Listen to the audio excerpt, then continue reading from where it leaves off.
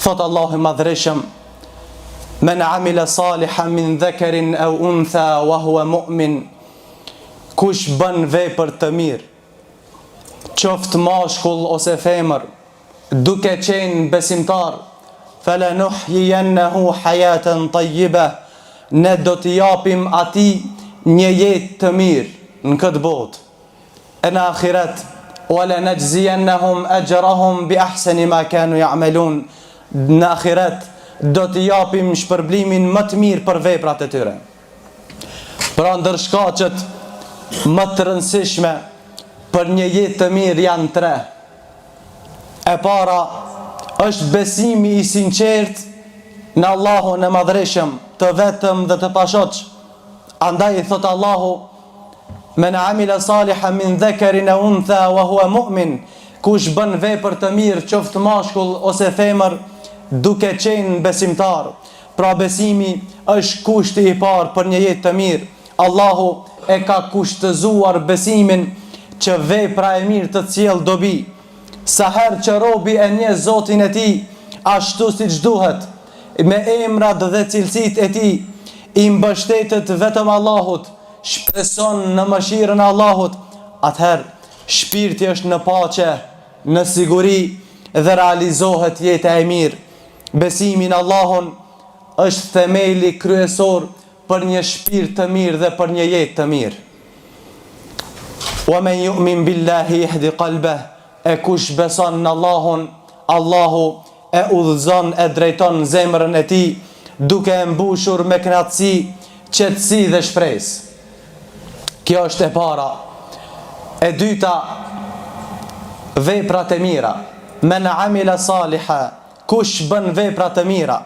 Çdo vepër apo fjalë e mirë, e sinqert për hir të Allahut Madhreshëm dhe në përputhshmëri me atë çka ka ardhur në Kur'an dhe në Sunetin e pejgamberit sallallahu alaihi wasallam, është vepër e mirë. Qofshin të dukshme apo të padukshme.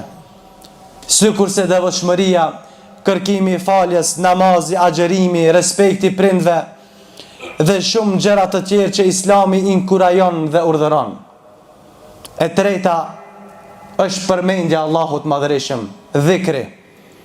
Kush dëshiron një jetë të mirë, të rahatshme, të sigurt dhe të qetë, le ta kujtoj shpesh Allahun e Madhreshëm. Ela bi dhikrillahi tatma'innul qulub. Nga se zemrat nuk zbuten ndryshe vetëm se me përmendjen e Allahut. Një zemër që e përmend Allahun është zemër e fortë që nuk i friksohet askujt. Nuk i friksohet askujt përveç Allahut. Ajo zemër gjithmonë ndjen praninë dhe mbështetjen e Allahut Madhreshëm.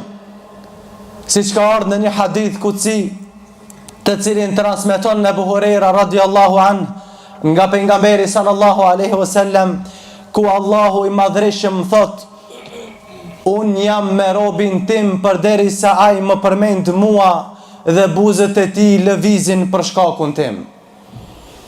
Dhe sa herë që një person neglizhon përmendjen e Allahut, ai nuk ka siguri, nuk ka lumturi për zemrën e tij, nuk ka gëzim, pavarësisht çfarë kënaqësie të jetës ai përjeton. Për çka? Nga se Allahu i Madhreshëm thot: Wa man a'rada an dhikri fa inna lahu ma'ishatan danka. E kush i kthen shpinën për kujtimit tim, ai do të ketë një jetë të vështirë.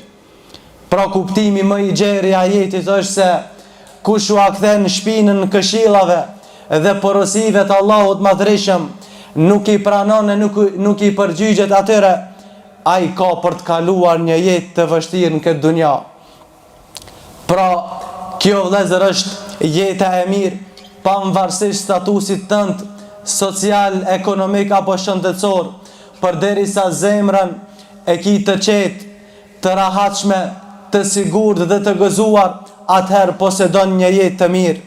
Dhe për fund, besimtari, një besimtar i mirëfillt, e pastron zemrën e tij me besim, e pastron gjuhën e tij me dhikr, përmendjen e Allahut, dhe e pastron jetën e tij me vepra të mira dhe dashamirësi.